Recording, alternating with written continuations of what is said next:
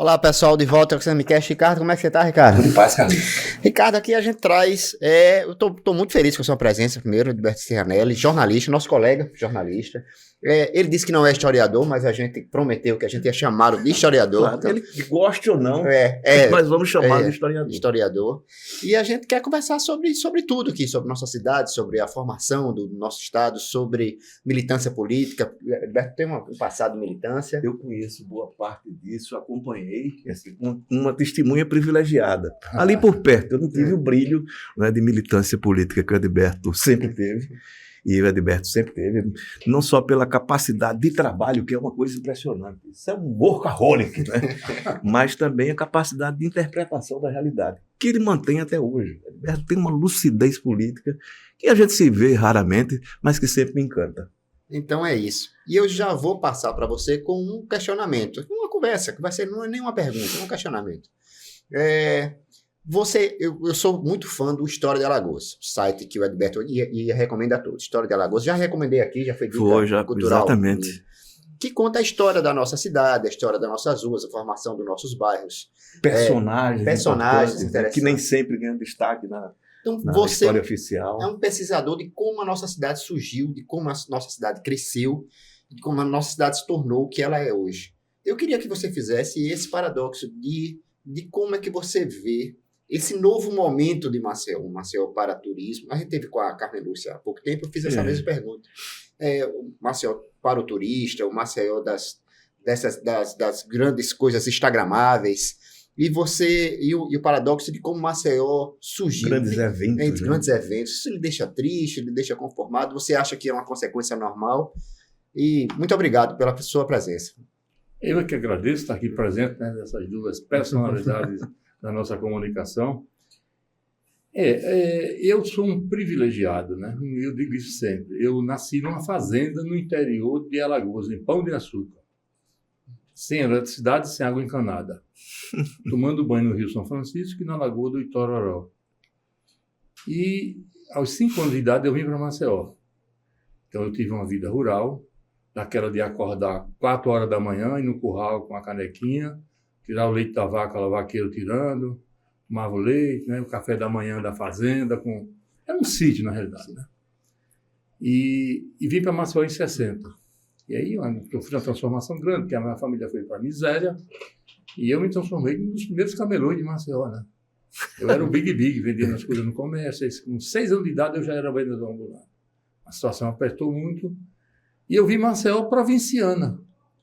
Quando eu cheguei na Ponta Grossa, no final dos anos 60, eu chegava na casa de um amigo, o Carlos Holanda, meu amigo que é médico. Aí a mãe dele dizia, ele foi para o comércio. Eu disse, eu vou achar ele. Eu ia para o comércio, achava o cara, e achava. Que era uma cidade provinciana. E vi também Maceió se transformar numa metrópole. Né? E um dia desse eu entrei ali pelo Benedito Bentes e eu me perdi. Não consigo também não, Edberto, mas me localizar. Tenho essa É impressionante o crescimento. Então, é uma grande cidade com os problemas de uma cidade provinciana que se mantém, né? Eu me lembro como hoje, quando a primeira rua que recebeu trânsito único, mão única, o Beco São José, o Beco do Moeda, né? As ruas mais estreitas de Maceió. Aquilo para a gente, menino, olha, agora só vem carro daqui, não vem mais de lá não. Era uma novidade. Hoje em Maceió tem rua que não passa mais nem automóvel, né? De tanta gente. Tá? Então, essas modificações são inerentes ao crescimento da cidade. O triste é ver que a cidade não recebeu os investimentos necessários para essa explosão de crescimento, né? Desde o êxodo rural dos anos 50, 60, que vem crescendo, né? Foi crescendo, agora parou um pouco mais. Parou. Mas a cidade não recebe isso. Eu fui vereador de Maceió, de 83 a 88, e fui relator do plano diretor de Maceió. Isso é importante. Então, a gente, na época, eu tive que estudar muito, inclusive com a ajuda de arquitetos e tal, na questão do urbanismo, entender essa cidade, esse ser vivo que é uma cidade, né? E como é que as políticas públicas podem dirigir esse movimento ou, da melhor forma possível, aproximar do ideal, né? Para que a cidade receba esse crescimento e que as pessoas morem com dignidade, se transportem com dignidade. E que pobres não sejam jogados só pela periferia, né? Como acontece. Por exemplo, o limite era de 6 andares na orla da Uhum. Ponta Verde. Isso eu recebi uma pressão do que você não imagina o tamanho, né? Eu lembro bem. Para que a gente aumentasse, porque queriam liberar. E eu dizia, não, vocês são burros. Aí a gente fez um acordo. Vamos liberar até 8, mais 2. Agora, a cada um andar, vocês liberam mais 10% nas laterais para a ventilação passar. Estreita a construção no terreno, na frente e atrás. Por que a gente dizia isso? Porque o bairro todo merece ser ventilado, não só o primeiro quarteirão, senão você vai ter aquele famoso processo que aconteceu em Copacabana, em Boa Viagem. né? Então, faz uma barreira. Há uns 4, 5 anos atrás, um vendedor, que na época era um expoente de uma grande imobiliária, encontrei com ele, o Roberto, e ele disse, olha, Sanelli, você tinha razão. Eu digo, o quê? Que nem me lembrava mais, né? Isso aquilo que você disse, que hoje a gente vende a Ponta Verde inteira ainda, graças ao controle que foi feito. Se não tivesse feito, teria vendido os primeiros quarteirões da orla e o resto não valeria mais nada. E já é quente, hoje, lá dentro já é quente hoje, com toda essa preocupação. Então, esse planejamento da cidade, esse conhecimento da cidade, né, de como ela se comporta nesse seu crescimento, se é vertical, se é horizontal, né? A Maceió tem uma dificuldade enorme de crescimento horizontal. O terreno já está... Temos uma área rural aqui no Tabuleiro, né? Já concluindo, né? Agora que essa via que estão projetando aqui para o litoral norte, paralela à Estrada do Norte, antiga Estrada do Norte, né? Vai dar uma ampliação ali de ocupação, né? Vai trazer algum prejuízo ambiental, obviamente, mas vai dar uma ampliação boa. Onde você vai abrindo, né, o caminho e as pessoas vão buscando, evidentemente, morar no entorno, né? Amanhã mesmo eu estarei na Escola Transporte. Técnica, numa turma de engenharia, fazendo uma palestra sobre o que tem a ver história com engenharia, tudo, né? Mostrar como é que a engenharia atua na cidade, os problemas que ela encontra na cidade, porque a cidade não está localizada exatamente onde deveria estar. Então, tem coisas que... Eu já fiz isso na Universidade Federal de Alagoas algumas vezes. Engenharia, arquitetura, né? Tudo tem a ver, né? Tem tudo a ver. Então, eu não vejo assim com espanto o que acontece. O que eu vejo com espanto é por que deixou acontecer dessa forma, por que chegou a esse ponto. Isso Acho que o Carlinhos está colocando, Edilberto, se você me permite, essa preocupação de que essa expansão vai acontecendo da forma que acontece, sem nenhum tipo de controle.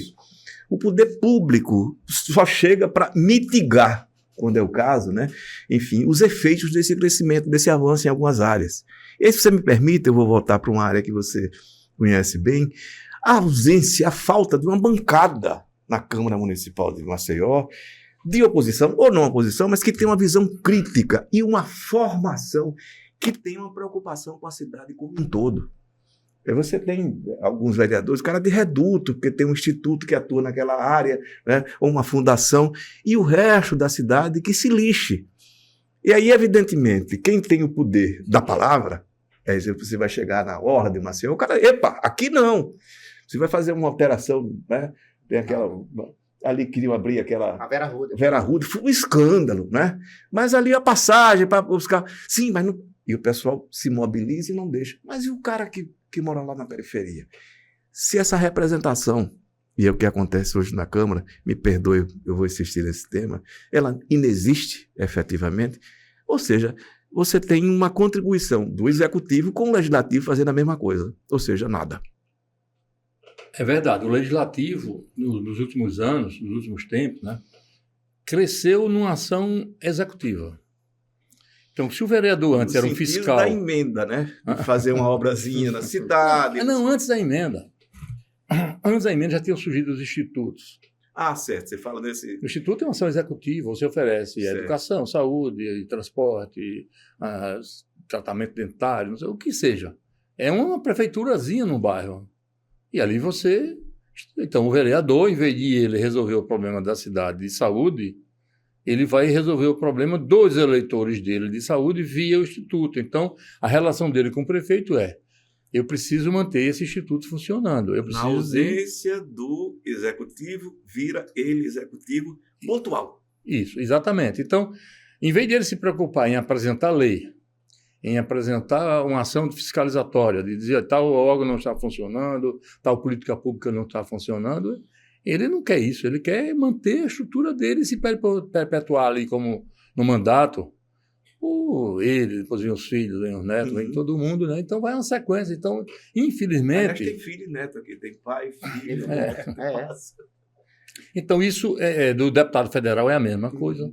O deputado estadual é a mesma coisa. Senador também é a mesma coisa. Todo mundo vai nessa linha agora. Por isso é que é a disputa pelo orçamento em Brasília.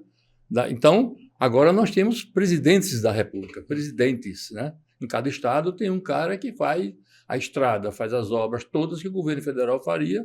Ele tirou do governo federal dinheiro para ele dizer onde vai fazer.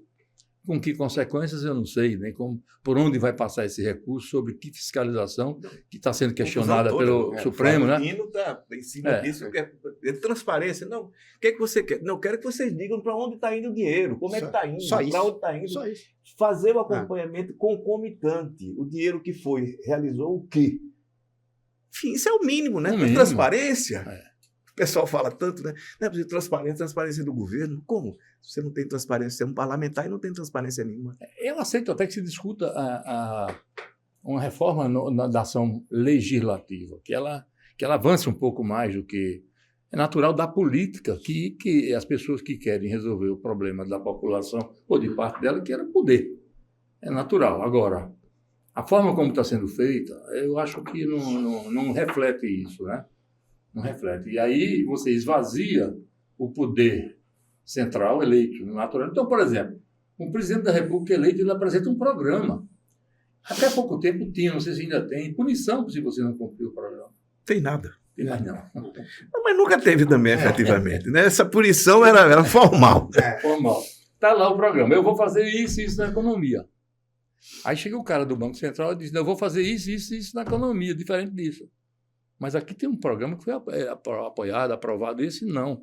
Então, é preciso dar poder. Se ele vai dar poder a alguém para fazer alguma coisa, tem que ver as instâncias que dão esse poder, porque é pressuposto que uma pessoa com voto popular, que ganha uma eleição, tem o maior poder, que o povo é que deu esse poder, o voto. Mas não é assim, infelizmente. Executivo. Não é. Poder executivo. Mas, Edilberto, eu vou voltar ao tema, quer dizer, essa ausência de vereadores, compromisso com a cidade como um todo, e também de uma bancada de oposição. Não é porque a oposição JHC, não, seja qual for o prefeito. Né? Você foi oposição. Fui oposição, né? Fui situação. Foi situação, Djalma. Depois voltou a ser. Aí voltei a oposição de Djalma também. De novo. Pouco tempo. Então, enfim. Isso faz uma falta imensa, porque esse olhar, né, do oposicionista, que não é um cara que fica ali, né, brigando, xingando, está procurando a confusão do cara da família, que o cara separou da mulher. Não é nada disso. Não é o caso. Mas que tem um olhar crítico. E esse personagem desapareceu, Cianelli. Foi que houve, rapaz? Porque, normalmente, o oposicionista, e ele se elege, com raras exceções, à margem do poder. Uhum. Então, se você vai usar as estruturas dominantes de poder, Sim. você já começa sendo não podendo mais ser oposição.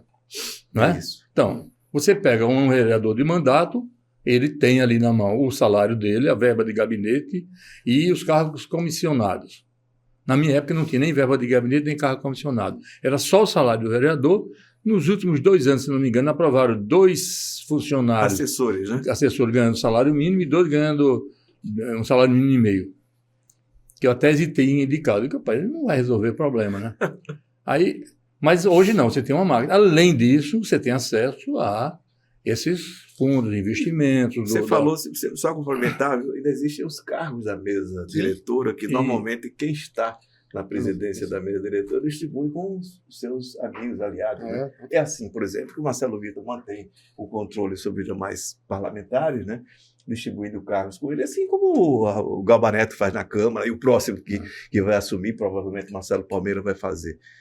É uma observação que eu acho que é necessário se fazer. Então, uma deterioração, né? Mais dinheiro. Isso. Então, se você vai ser oposição, você já abre mão de tudo isso. Você vai dizer, não, eu tenho que ter independência, não vou usar o poder, porque farei oposição a ele. Então, você já entra numa imensa desvantagem no processo político. Porque enquanto o outro vai acumular, né, infraestrutura, facilidades, nomeações e tudo, o outro você não vai acumular nada, ao contrário, vai né, passar pão e água, né? E aí, isso daí vai levar a uma desvantagem eleitoral. Você é candidato, você elege e pede. Aí o dilema do cara, eu vou ficar lutando, porque quantos eleitores hoje em Maceió estão dispostos a votar simplesmente porque você apresentou um bom programa? Minoria. Ou porque você tem uma história também de vida, né, que lhe conduz, né, a se candidatar ali, você é identificado. Esse cara tem uma história aqui que vale a pena confiar nele. Eu estou falando nisso porque você vem do movimento estudantil, né, se elegeu vereador, né? Você foi, não sei se foi presidente do DCE, sei que da sua área. Presidente do DCE, do diretor da área 1. Da área 1 eu me lembro. E, enfim, e depois para o movimento sindical, né? Você se elegeu vereador, você tinha contato com as associações, eu me lembro que tinha a Associação dos Feirantes, né? Isso, que você tinha uma ligação, que era o pessoal do mercado público. Esses laços foram se esgarçando, Edilberto, é importante dizer, os partidos de esquerda mantinham, né, esses laços e sumiram. Mas eu tenho uma tese, viu, Ricardo? Me permita colocar. Eu até disse isso numa conversa. Eu não tenho mais militância partidária. Eu sou filiado ainda ao PT, porque estou lá há muito tempo, mas a gente tem um grupo de pessoas da velha guarda que se reúne mensalmente, o movimento chamado Vermelho, e a gente troca ideias sobre a política. E tem ação política, e apoia candidatos, e não apoia e tal, e critica. E é muito bom o grupo. O Cícero Pérez participa. Então, é um grupo de pessoas que têm vasta experiência. E plural, né? E que não, isso, e plural, de todos os partidos, sem partido, não interessa. Num tempo, eu estou dizendo isso porque provavelmente há 40 anos, Cianelli e Cícero Pérez na mesma mesa não dava bom samba, não. Não, mas nós sempre fomos bons amigos, independente da política. Respeitosamente. Eu estou falando, isso é outra história. Mas, aí, assim, o que é que eu vejo hoje? Se antes você, para ser referência de oposição do campo mais progressista, você tinha uma trajetória sindical, estudantil, de moradores de bairro, etc. Você era um líder de parte da sociedade antes de ser líder de parte da sociedade no mandato. Você avançava um pouco mais na conquista do mandato. Aí eu vejo de vez em quando pessoas nós temos que voltar a fazer isso, a base, não sei o quê. Não volta mais. Não volta mais. Não tem mais movimento estudantil como tinha, nem vai formar líder, nem sindical, nem nada disso, na minha visão. Então, quando é que se forma hoje um novo líder? Nas redes sociais. Por incrível que isso possa fazer com que a gente tronche o nariz assim, de redes sociais, é lá. Ou seja, se você quer se destacar como defensor de uma causa, como você era antes no movimento estudantil, a causa dos estudantes, a causa dos trabalhadores no sindicato, a causa dos moradores numa sociedade de bairro. Você continua sendo isso, você pode fazer isso. Não da forma como você faria antigamente, porque antigamente não existe mais. O mundo mudou. Porque antes você fazia isso e brigava para estar na TV Gazeta, na TV Pajuçara, no Jornal Gazeta, no Jornal de Alagoas, para lhe dar projeção, para lhe ampliar o raio de ação política. Hoje em dia, eles não cumprem mais esse papel. Hoje em dia está pulverizada a comunicação, distribuída. Perdeu relevância, né? Não, é que eu acho muito importante, só que ela trabalha em nichos. Ela trabalha com foco menor, mas de muita importância. Então, se você vai continuar sendo uma liderança expressiva dos estudantes, você vai para a rede social e diz, como é que eu sou? Esse é o desafio. Como é que eu sou uma pessoa de esquerda, progressista, liderança de jovens, mais do que estudantes, eu posso ser de jovens nas redes sociais a ponto de me habilitar a continuar sendo no parlamento. Por que a direita conseguiu isso e os progressistas primeiro não conseguiram? Porque cria factóides, né? Navega em muitas mentiras e muitas coisas falsas. Ódio, enquanto né? que os progressistas gostam muito mais da verdade, vamos assim dizer. Então, eu noto isso. Mas, por exemplo, você quer ver uma coisa, Ricardo? Você pega um jovem hoje que antes passava pela UESA com 16 anos de idade. Ele ia ser líder estudantil do movimento secundário. Movimento secundarista. Hoje, por exemplo, ele cria um perfil lá no YouTube, no Instagram, no TikTok, e ele vai em todas as escolas da periferia, do Vegel, da Ponta Grossa, chega lá e diz, meu amigo, eu quero fazer um festival de música das escolas da periferia de Maceió. Nós vamos fazer via internet, todo sábado à tarde, você reúne aqui o pessoal com o celular, bota o cara ali com o violão tocando e vai filmar um som que você puder, se não puder, pega o som só do celular, isso vai ser gravado, vai entrar lá, vai ser depositado no YouTube. Na outra semana nós vamos para outro bairro, para outra escola, o sábado à tarde as escolas ficam fechadas. Vamos fazer dentro da escola, com apoio da Secretaria de Educação Municipal, Estadual, o que seja. Não, vamos fazer isso em todos os bairros de Maceió. E, afinal, nós vamos fazer depois um grande encontro em um determinado lugar com os finalistas escolhidos por um júri, que eu vou mandar as músicas serão, né? Por exemplo, você faz isso. Em pouco tempo você tem lá 50, 100 mil seguidores num negócio desse. Você está fazendo cultura, está mobilizando a juventude em torno de uma causa boa que é a música, né? Que é o lado lúdico da competição. Então você faz tudo isso e daqui a pouco você é uma referência para jovens, porque você usou a rede social com inteligência atual para produzir uma coisa que todo mundo está fazendo sem custo nenhum. Importante, não tenha dúvida nenhuma. E a ideia é boa. Mas em uma discussão de conteúdo a mais nessa história, como é que entra? Aí é outra coisa. A preparação política ela se dá em outro nível. Infelizmente, os partidos políticos não têm mais. Rede social, você não acredita que ela dê essa formação política? Não. Aí é preciso criar uma rede social para isso. Como a gente cria, por exemplo, nós... Não acredito não, Edberto, você me desculpe. Criar conteúdo em rede social, eu acho... Cria. Eu vou dizer o que a gente fez. Pois não. A gente tinha nesse Movimento Vermelho reunião presencial. Uma vez por semana, uma vez por mês, sábado à tarde, a gente se reunia na casa de um, na casa do outro. 8, 12 pessoas, 15, às vezes 4, o que desse. Tomava um café e conversava sobre um tema, uma pauta. Avaliação da conjuntura política pós-eleição em Maceió. O que é que sobrou disso? Qual é o resultado? Para onde vai? É profundo. Aí veio a Covid. Não podia mais nos reunir presencial. Fomos para a rede social. Os bate-papos, né? E criamos um grupo no WhatsApp. Hoje o grupo é muito maior do que a gente atinge muito mais gente lá. Muita gente intervém, debate. E lá há um nível de informação elevado. Então é possível você criar. O que falta é... Mas veja só, é elevado entre pessoas que têm já uma formação política. Não, mas tem gente aderindo que não tem. E diz lá, eu estou aprendendo aqui o que em nenhum partido eu aprendi. Porque é uma falha dos partidos. Eles deviam estar fazendo isso. Todo partido devia ter um grupo somente para debater política e profundidade com os filiados. Já que não tem reunião presencial para discutir política, como nós tínhamos no passado, eu fiz, olha, eu no PCdoB, fui militante do PCdoB durante 30 anos, eu fiz pelo menos uns 8 cursos em São Paulo de um mês. Eu fiz curso de propaganda e publicidade com grandes personalidades da televisão, do jornalismo brasileiro em São Paulo. Eu fiz curso de economia política, de filosofia. Fazia. O partido investia nisso. O PCB investia. O PT, no começo, investia. Todos os partidos investiam nessa formação. Aí o que acontece? Aos poucos, porque você faz formação política quando você encontra para onde você vai. Toda a formação política ela é dirigida para preparar você para um tipo de luta, para um tipo de objetivo, para uma causa. Quando essa causa se esvai, ou ela se bifurca, ou ela se espraia demais, como é, os partidos se transformam em frentes, em federações de interesses. Não tem mais esse objetivo comum que solda a prática política de cada um dos seus militantes. Não tem como você fazer uma formação para isso. Não tem formação para pulverização política. Não tem como você vai fazer uma... Aí uma corrente que não, isso aí eu não concordo. Eu não apoio que a direção invista recursos na formação com esse tema, porque eu sou contra ele. Surgem os movimentos identitários, que também criam alguns...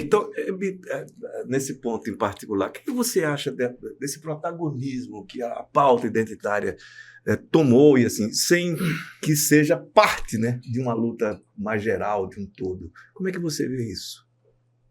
Eu acho que tem lugar para todo mundo. Acho. Só que os partidos políticos são políticos. Então, num partido político, a pauta é política. A prioridade é política. Eu me lembro como hoje, a Múncio Portela era da UFAL. Primeiro governo Lula. E surgiu uma greve na UFAL, acho que era uma greve até nacional. contra umas políticas adotadas pelo governo Lula. E ele era da associação dos E docentes. ele era da associação. E a causa sindical era justa. Fazer a greve, porque realmente havia uma cobrança de algo que eles tinham direito. Os professores, os funcionários. Na época, acho que era só... Já onde era misturado, não me lembro. Acho que já era professor. E aí nós nos reunimos. Eu acompanhava o FAO pelo partido. E aí a discussão ficou muito, foi... Sim, nós somos um partido político. O sindicato é a do FAO. Aqui é um partido político. Aqui a nossa preocupação é: governo Lula está na hora de sofrer desgaste por causa disso, é bom ou ruim? Até onde vai esse desgaste?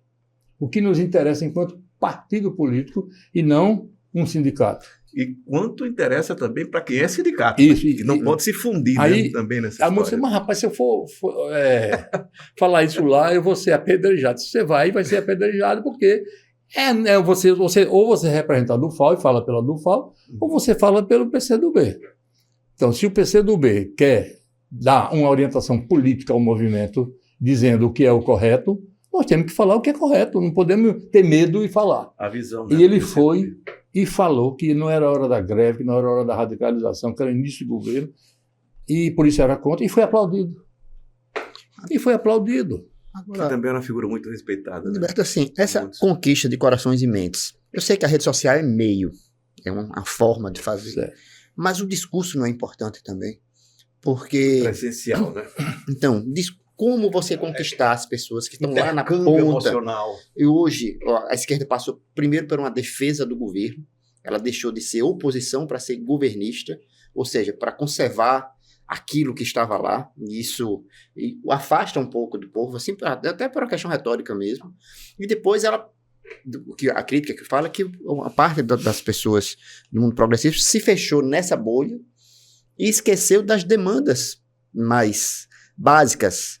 E outras pessoas, e outros grupos não tão progressistas foram lá e ocuparam esse espaço. Estou falando das igrejas pentecostais, estou falando da extrema-direita, estou falando de líderes populistas e populares. As redes sociais são um meio de você chegar lá. Mas e o discurso? Ele não precisa ser modulado, não precisa ser modificado. Bom, é porque enquanto que eu chegava num movimento estudantil, numa sala de aula e falava, o meu nível de comunicação podia ser limitado. Mas eu dizia o conteúdo, ali as pessoas estavam frente, olhando no meu olho, ouvindo. E o embate também, né? Esse embate era importante. Conhecia, né? A história. Ele ajuda a raciocinar. Então, né? É preciso que haja essa confiança, né? Eu estou olhando para você, estou confiando, então vou acreditar no que você está dizendo é verdade. Então, eu acho que nas redes sociais isso também é possível, entendeu? A gente chegar a defender essas coisas. Agora, como é rede social, como você disse, é uma mídia, requer uma técnica de comunicação. Vide Pablo Marçal. Então, quando a técnica da comunicação suplanta o conteúdo, é o que tem acontecendo, aí cria-se uma cultura de consumo, é isso. Então, se já há um nível de rebaixamento cultural, de entendimento, de senso crítico, se tudo isso está lá embaixo, a técnica ganha. A técnica da comunicação. Então, você tem triunfos de comunicadores em que politicamente são um desastre, mas eles têm uma boa técnica e comunicam bem. Enquanto que os que têm conteúdo menosprezam essa nova mídia e não aprimoram a técnica da comunicação. Então, saber falar nas redes sociais é preciso aprender. É por isso que quando eu discuto lá, eu digo, não é qualquer um que a gente deve preparar para ir para a rede social, para ser uma liderança política. É preferível alguém que tenha qualidades nessa área da comunicação. Tem, inclusive, imagem para isso. Né? Antigamente, você, para entrar, por exemplo, para sentar no Jornal Nacional, naquela bancada, não podia ser qualquer um, do ponto de vista até físico. Havia um padrão que estabelecia uma relação de autoridade. Né? Então, aquele padrão, uma pessoa, voz grossa, todo bem vestido, né? Um bonitão lá e tal, a mulher bonita, falando. Aquilo ali era metade, já era verdade o que ia dizer, não precisava nem falar muito. Então, essa autoridade na comunicação que você adquire pela técnica e pela imagem, é que a esquerda, de uma hora para outra, achou que isso não tinha valor e menosprezou. Tem que ter. Se nós vamos preparar pessoas para disputar no campo das imagens, nós temos que ter pessoas com imagens para isso. Mas o que o Carlinhos coloca, eu entendo dessa maneira e vou repetir, é isso. Como você colocar conteúdo nessa história, Edilberto? Eu acho que é uma dificuldade, de fato, da esquerda. A direita não está preocupada com conteúdo, né? Quando chega, é preciso mudar isso aí, é preciso mudar isso aí. Quer dizer, aí o cara faz, eu preciso mudar isso aí, uma palavra de ordem, porque todos recebem. Se você recebe qualquer... É preciso mudar, é preciso mudar. A humanidade sempre clama por mudança, sempre. Sempre vai haver. E, evidentemente, né, um momento... A humanidade passa por momentos ruins, né? Se você me permite, eu brincando, conversando até com minha mulher semana passada, você imagine o que era a Europa na década de 20, 30, com a ascensão ali do nazismo, do fascismo. Todo mundo fala o avanço da direita no mundo. Você imagine o que era aquela época para quem tinha uma visão política, crítica, vendo o surgimento do fascismo, do nazismo, do franquismo, do salazarismo, tudo de uma vez só.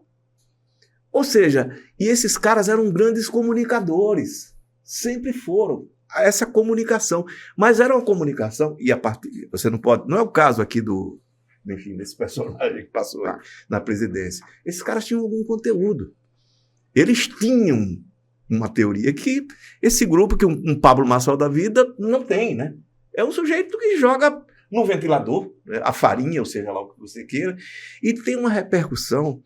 Porque eu acho que essa linguagem está ganhando enquanto linguagem, mas não pelo conteúdo, porque não tem conteúdo nisso. E aí eu volto ao que o Carlinhos colocou, se me permite, eu vou insistir. Como colocar conteúdo nesse então, agora acho que eu vou então lhe responder de uma vez por todas. O que faz uma pessoa querer aprender a política, a ter conteúdo? O que move você de uma hora para outra, um estudante, um trabalhador? Não, eu quero entender como é que se processa isso aí. Como é que se dá mesmo essa coisa?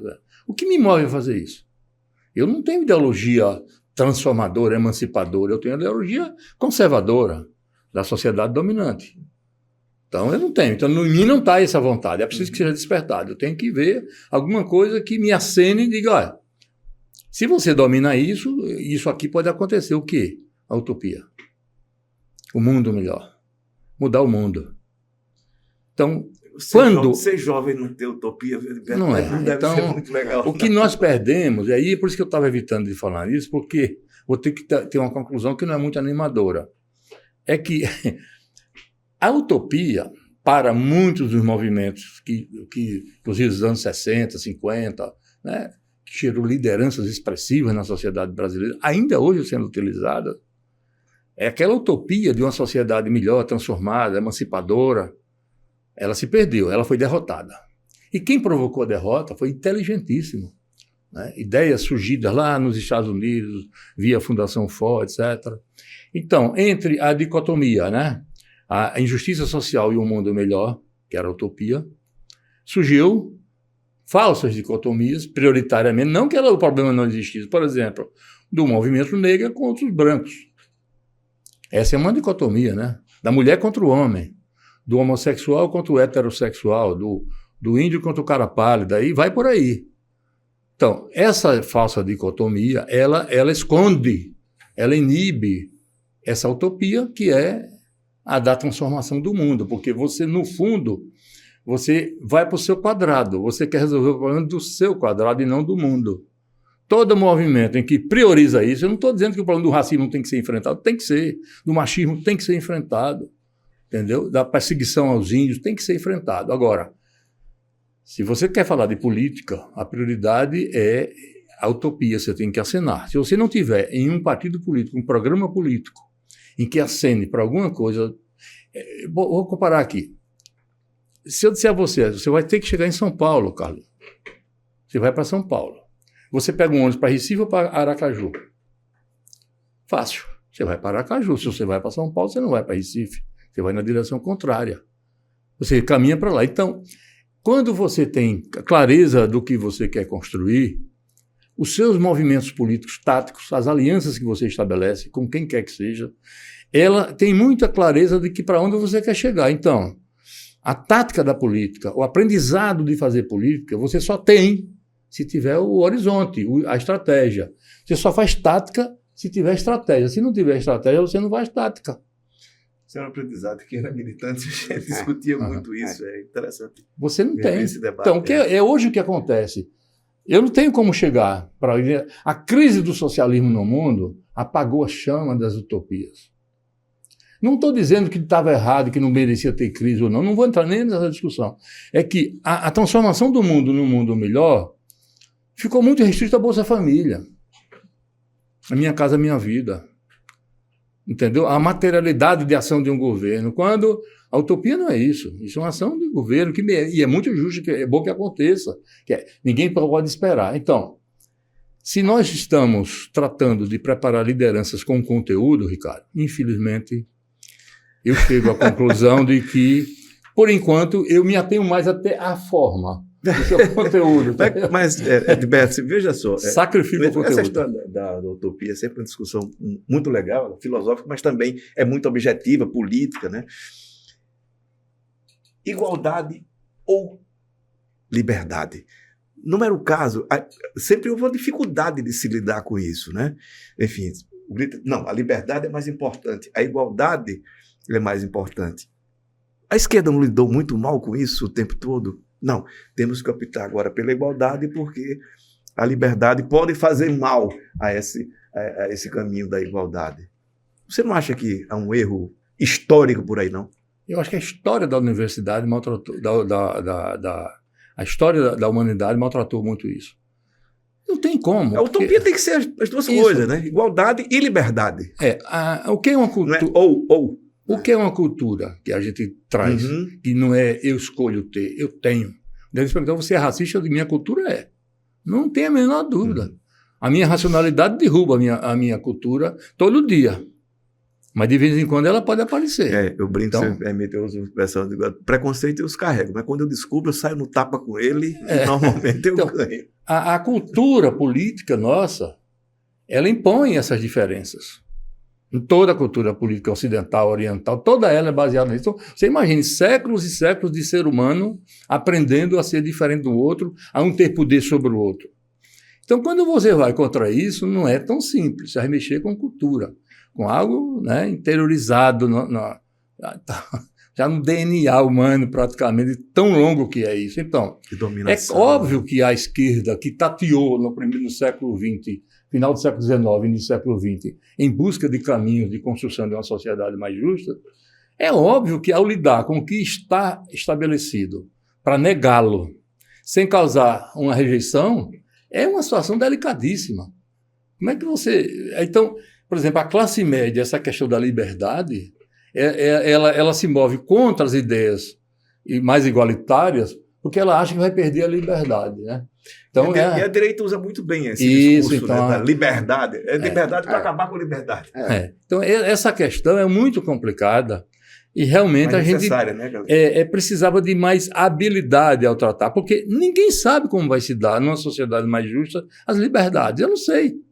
Tentar adivinhar isso, tentar dizer agora, eu lhe prometo essa utopia não, é mentira, ninguém tem condições de dizer. Mas não se pode perder esse referencial, né, Edberto? Não, o referencial numa sociedade mais justa, as pessoas têm que viver com dignidade. Não precisam ser iguais. Não, claro que não. Não serão iguais nunca. Não haverá igualdade do ponto de vista, todo mundo usando a mesma roupa, o mesmo dinheiro. Haverá diferença, sempre haverá, né? Porque as pessoas são diferentes. Agora, primeira vitória numa sociedade mais justa seria viver com dignidade. É um absurdo você passar fome, tendo comida sendo jogado fora. Não tem isso daí não tem como você defender. Mas comer e pensar não são inimigos, né? Comer e pensar não são inimigos. São, Então, nós temos obstáculos a vencer. E essa crise nos afetou profundamente, porque o mundo inteiro hoje, os segmentos mais progressistas da sociedade, mais avançados, ainda não conseguiram encontrar novamente, mas já há questões importantes aparecendo. Essa pauta identitária, por exemplo, começa a ter seus problemas porque ela vai se autoflagelando, ela se divide. Daqui a pouco você já tem só movimentos, só mulheres negras, só mulheres isso, só homens aquilo. Mulheres negras, lésbicas. O Mark Lilla, não sei se você conhece o Mark Lilla, que é um cientista político americano, ele se afastou muito, né, da militância, a esquerda americana, vamos dizer assim, né, acadêmica. E ele disse porque ele se fragmentou de tal forma que eu não sei me situar mais assim, e eu vou ficar brigando aqui um grupo contra o outro. Quando é necessário, eu vou repetir a questão que eu coloquei mais cedo. Não é necessário um guarda-chuva, uma discussão fundamental sobre igualdade para todos, respeito para todos, liberdade para todos. Tem uma pauta que se aproxima um pouco disso, que é a questão da nacionalidade.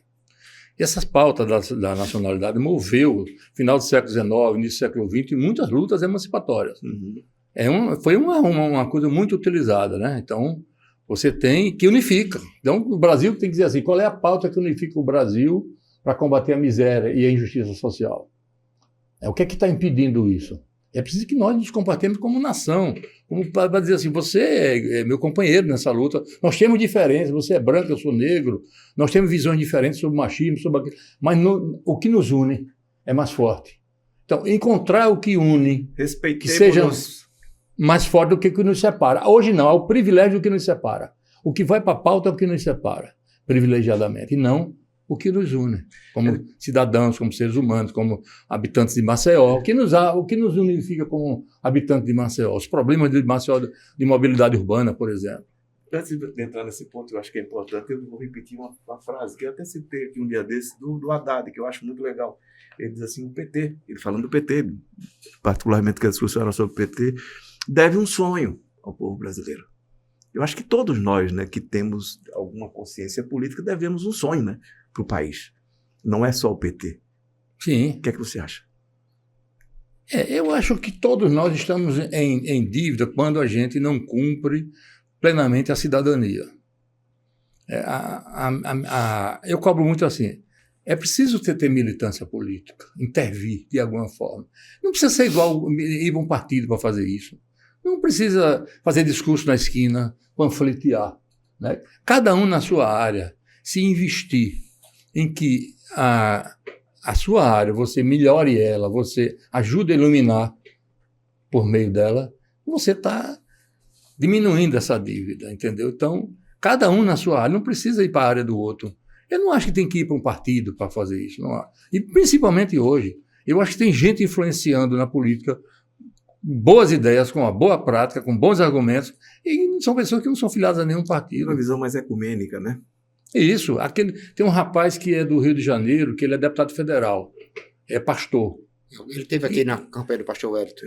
Eu não esqueço o nome dele, que eu sou muito do PSOL. Muito não. Pessoal. Como? Do Ele PSOL. é do PSOL. E ele tem intervenções muito lúcidas, aquele rapaz. Brilhante. Muito lúcidas. Ele consegue contribuir muito para quebrar a animosidade entre religiões diferentes, entre pessoas. Então, a contribuição dele é ímpar nesse sentido. Repare que ele não está orientado para nenhuma utopia. Mas só em fazer isso ele já diminui essa dívida, porque ele desarma. Ele chega para o cara que agride ele, não me agrida. Porque nós temos. Então, ele vai quebrando. Por quê?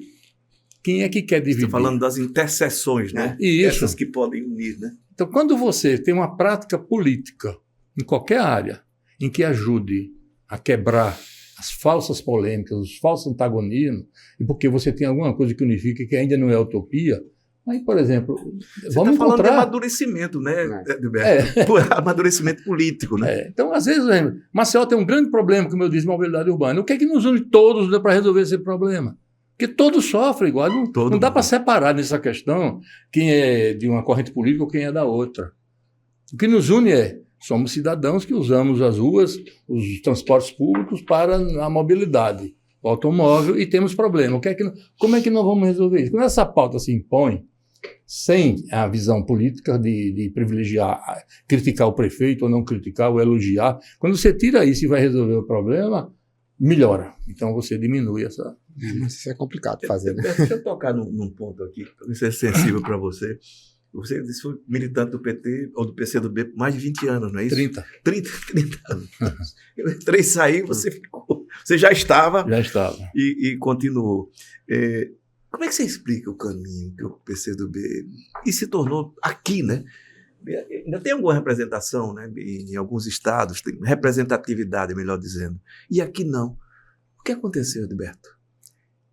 Acho que o PCdoB foi um resistente. Em algum momento não soube resistir, na minha visão. Não soube resistir.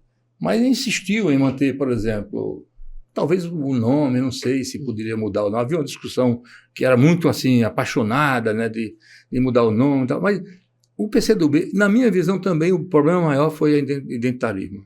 Ele entrou no identitarismo, foi perdendo o norte. Aí, aqui a pauta, eu cheguei uma vez numa reunião. Eu lembro que tinha um movimento de mulheres, né, do PCdoB, um movimento negro. Começou a ter e foi crescendo e vai ocupando sempre o espaço. Isso, assim, e daqui a pouco, eu vou lhe dar um exemplo. É o tamanho, o gigantismo que isso assumiu. É isso? Teve um partido que eu vou preservar de não dizer o nome, que eu por acaso ia passando na porta, fui convidado a participar de uma reunião e faltava aí, o Lula estava para ser preso. E eu interessado nessa... Eu digo, rapaz, eu vou ver, porque, claro, deve estar discutindo isso. Discutiu-se tudo. Questão do dia da mulher, o dia não sei de quê, o dia não sei de quê. Aí, no final, eu perguntei, e a questão do Lula? Eu disse, não entrou em pauta, não. Então, estou dando um exemplo concreto, eu testemunhei, de como essa coisa afeta. Porque é um partido político em que tem que estar pensando política. E a política contra o preconceito racial também, a política contra... E é política, né? Que é política. Eu não estou negando nada disso, né? O que eu estou dizendo é que o referencial é político. Quando você perde isso, aí vai embora. Então, o PCdoB, acho que também, como todos os outros partidos, tiveram essa crise, o PCB... O PCB, desde que eu me lembro, não era grande aqui, já foi em outras décadas, né, anteriores ao período de militância, dos anos 60, 70. Mas o PCdoB não. O PCdoB, eu me lembro, assim, de uma vez só, elegeu 2 vereadores, um deputado estadual, que era uma coisa impressionante. Basicamente, um eleitor que foi sumido, que é o espontâneo, né, o voto espontâneo, né? E a gente teve um problema, quer dizer, o PCdoB, até o final dos anos 70, início dos 80, mas era um partido das ideias transformadoras e tal. Quando o PT aparece, né, não são as ideias transformadoras do PT que vão disputar com o PCdoB. O PCdoB erra ao não lançar candidatos a prefeito e governador, não era proibido, não podia. Uhum. Foi um erro, aí, sério, na minha visão. Cheguei a levar essa questão para uma reunião aqui em Recife com o Comitê Central e disse, olha, isso é um erro. Time que não joga não ganha torcida, né? Então lá vai o PT se construiu não em torno do ideário, porque era frágil, porque era uma federação de interesse. Né? Um frentão, né? Uma frente de vários segmentos da sociedade. Lula, né? De uma liderança. Lula foi com o PT. Lula era o grande líder que nasceu dos anos 70 no ABC. E é, Edberto, até hoje. E continua sendo. Então, se o Lula amanhã, o PT, eu acho que vai ter um problema sério, porque é um partido em torno de uma liderança. Mas não é só o PT, não, que vai ter um problema sério sem o Lula, né? Não, todos é. Todo o campo progressista. Todo o campo progressista.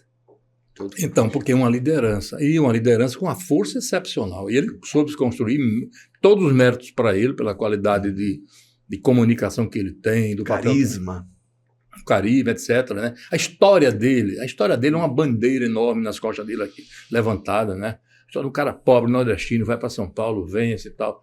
Então, é um partido que Lula cumpre um papel importante. É o partido do Lula, o PT. Claro que depois, com a participação da igreja no começo, ele se expandiu, o movimento sindical. Depois isso tudo foi refluindo. Universidade. E aí depois, hoje não. Hoje voltou a ser o partido praticamente do Lula. Né? Então, isso não é bom. Não. É bom porque está dando o resultado eleitoral, mas do ponto de vista estratégico... A dificuldade que o próprio Lula está tendo, né? Não tem conteúdo, o PT não forma, porque não tem para onde formar. Em que direção caminha o PT? Em que direção caminha o PCdoB? Eu não conheço esses documentos, entendeu mais? Tais forças progressistas, né? Não tem que caminho, isso. Né? Então, essa falta desse horizonte, dessa estratégia... Está reagindo apenas. Dificulta a tática. Então, fica assim, você pega um documento do PT, do partido, é um documento de prestação de contas do governo. E o partido? O que é que fez? Não, nós combatemos, conquistamos a Bolsa Família, mas foi o governo.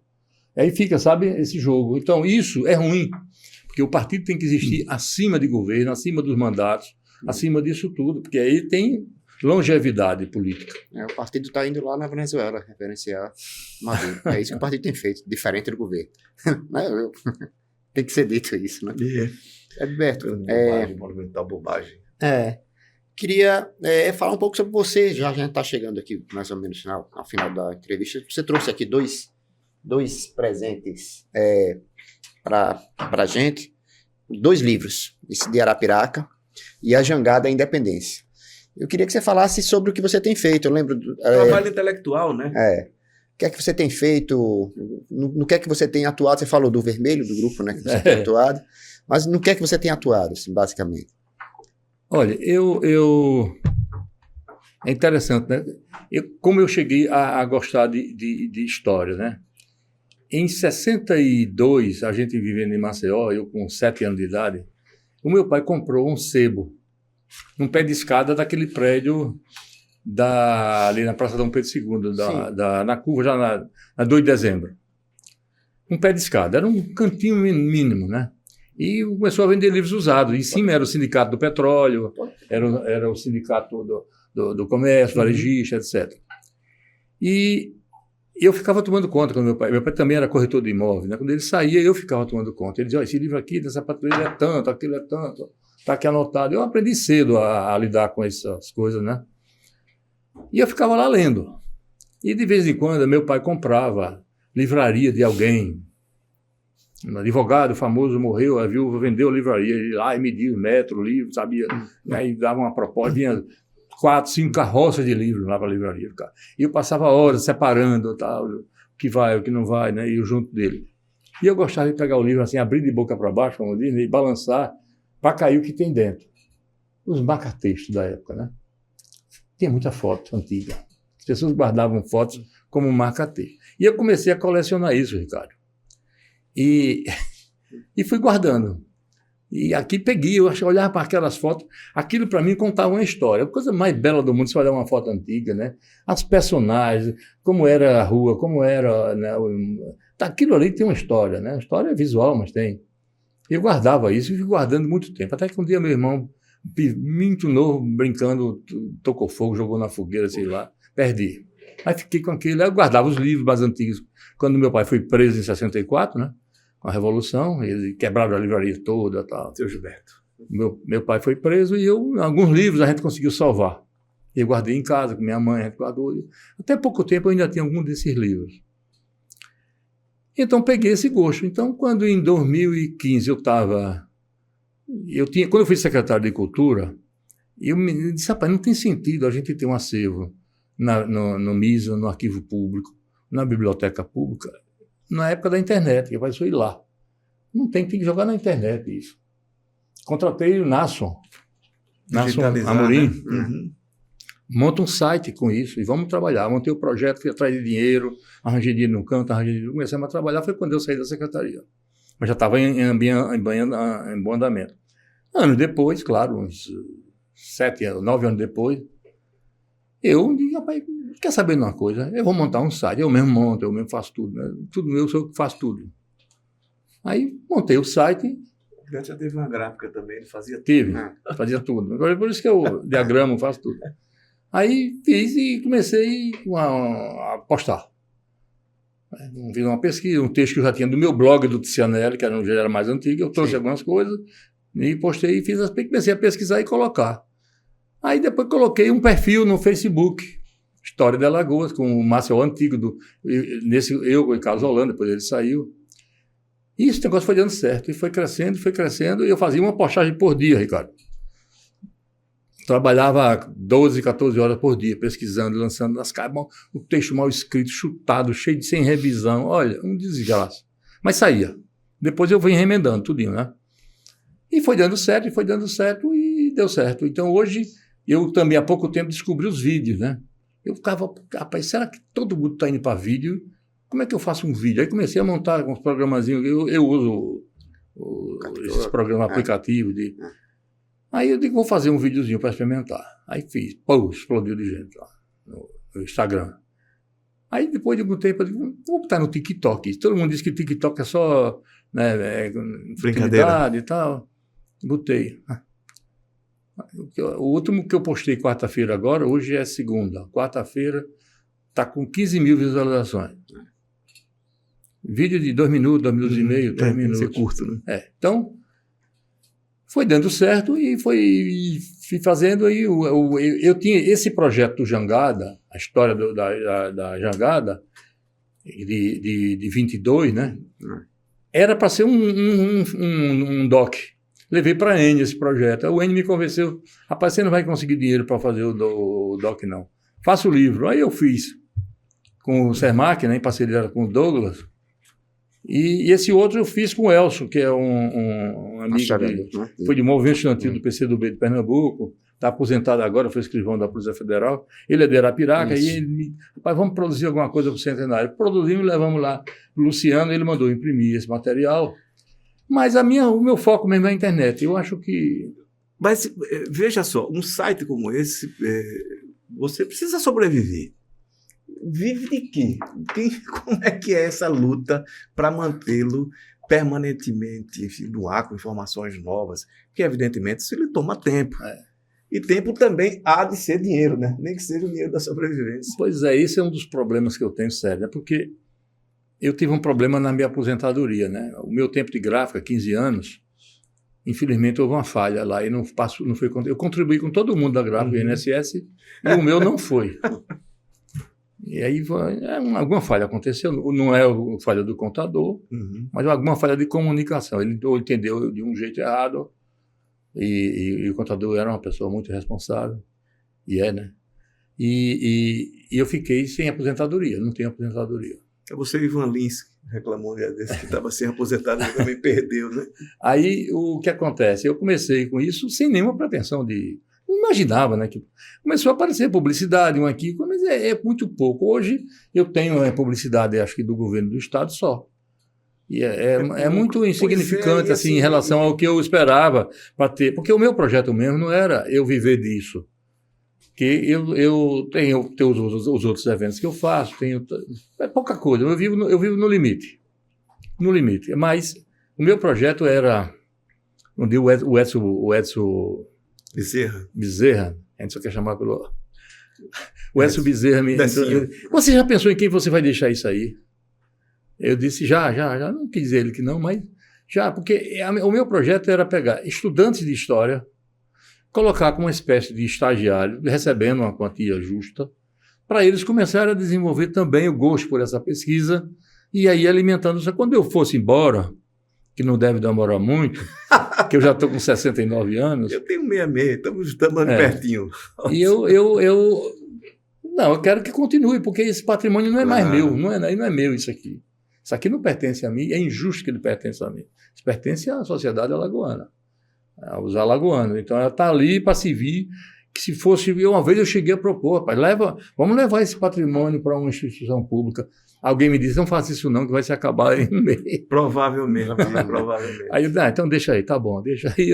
Mas o que lhe mobiliza hoje é o trabalho intelectual, né? Que é o caso de pesquisador. Apaixonante, eu gosto de pesquisar. Mais do que a militância política. E até porque eu sinto uma responsabilidade. De vez em quando, você vê, você tem um pesquisador como Moacir Santana, excepcional pesquisador, que faleceu. Douglas Aprato, Sávio, que já partiu também, né? Esses caras, rapaz, eles iam para jornais, eles ficavam assim, ó. Iam para o Rio de Janeiro, Biblioteca Nacional, página por página, virando um jornal, procurando um texto. Hoje eu entro em busca. Pois é. Então, eu tenho uma imensa vantagem sobre ele, e é muito injusto eu não dar o mérito a ele pelo que eles fizeram, e contribuir para completar o que eles fizeram, porque algumas coisas eles não tiveram acesso pela impossibilidade física. Né? Dá continuidade. Entendeu? Então, a história não para. Isso. Então, o meu trabalho, na realidade, é uma homenagem a esses historiadores que gastaram... Eu fico olhando, rapaz, o nível de elaboração que esses caras tiveram, com as limitações de pesquisa da época, porque ou você ia para o livro, ou você ia para o jornal, ou não tinha. Como é que você vai descobrir num jornal do comércio do Rio de Janeiro de 1910, que ali tem um texto, uma informação importante sobre Costa Rego, sei lá, ou 1910 não, Costa Rego, o Euclides Malta. Tá entendendo? Tá lá. E hoje eu boto o Euclides Malta e sai. Então isso é minha obrigação, em homenagem a eles, de completar essa informação com eles, ou até encontrar alguma coisa que... Já encontrei uma data errada, como eu também coloco, mas aí você vai lá e olha, essa informação... Porque esses são os desbravadores, esses caras são os caras que se debruçaram para estudar a história da Alagoas, com as limitações da época, lá no século XIX, com a criação do Instituto Arqueológico de Alagoas, né, histórico e arqueológico, depois geográfico. Esses caras são os verdadeiros heróis, né? Dias Cabral, né? Todo esse povo. Então, eu tenho uma espécie de... Já que isso podia ser feito institucionalmente e não foi feito, nem está sendo feito, eu me sinto na obrigação de fazer. Então, toda a minha pesquisa é uma homenagem àqueles que já trilharam por isso, gastaram pestanas e dinheiro e trabalho para fazer tudo isso. Trabalho é maravilhoso. Ricardo, deixa eu uma última pergunta para você. Eu vou fazer uma pergunta, assim, eu diria, muito pessoal então... ao Cianelli. Você nunca pensou em fazer uma biografia do seu Gilberto, não, que é o pai dele? Ele contou um pouco aqui do seu Gilberto. Enfim, foi tudo. Eu conheci o seu Gilberto por causa do Cianelli, na época do movimento estudantil, e era um homem que mantinha, né, viva, né, a esperança da transformação na humanidade. E assim, ele fez de tudo para sobreviver. É um cara que merecia, Edilberto, uma história escrita. E aí? Eu pensei nisso já, sabe, em me mexer, em contar essa história, mas é aquela coisa, né?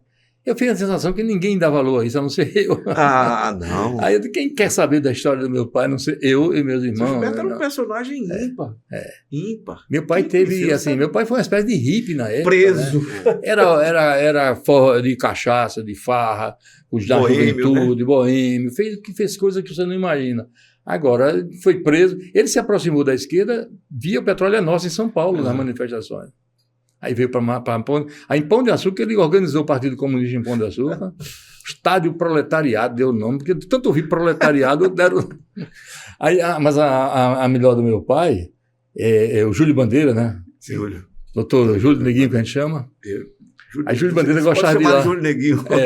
Chegava lá provocando meu pai. Mas, seu Gilberto, você está vendo agora? Olha, o Nixon foi para a China, está se aproximando do chinês. E como é que fica agora a questão da Rússia? Aí ele, né, como você disse, apaixonado, ele não dominava muito as teorias, nem lia, né? Tinha uma formação limitada também, mas inteligentíssimo. Né? Aí ele disse, você não está entendendo nada. A China atrai os Estados Unidos para atacar a Rússia. Quando os Estados Unidos estiver lá, a China e os Estados Unidos impressam acaba com os Estados Unidos. Rapaz, aí todo mundo começava a ir. Mas ele fazia brincadeira, né? Porque ele dissesse, você quer me imprensar aqui com, né? Eu tenho uma saída. Aí ele pensava e colocava. Então. Aí o Júlio Neguinho ria, que se acabava. Mas não deixe essa história de lado, não. Vale a pena, vale sim a pena. Eu só queria agradecer, foi um papo excelente. Queria lembrar a todo mundo que entre no História de Alagoas, que, além do História de Alagoas, que se interessem pela história do nosso lugar, do lugar que a gente vive, da nossa cidade, do nosso estado. E o História de Alagoas é um excelente começo para isso. Muito obrigado. Eu que agradeço essa oportunidade ímpar, né? Porque o site, o objetivo é esse, despertar curiosidade na História de Alagoas. Nós temos história e temos que ter curiosidade em entendê-la, em procurar, né? Captá-la. E às vezes a história está onde a gente não consegue chegar. Não consegue ver, exatamente. Isso eu que agradeço. A História de Alagoas consegue fazer. É isso, pessoal. Um grande abraço. Até a próxima semana. Um abraço.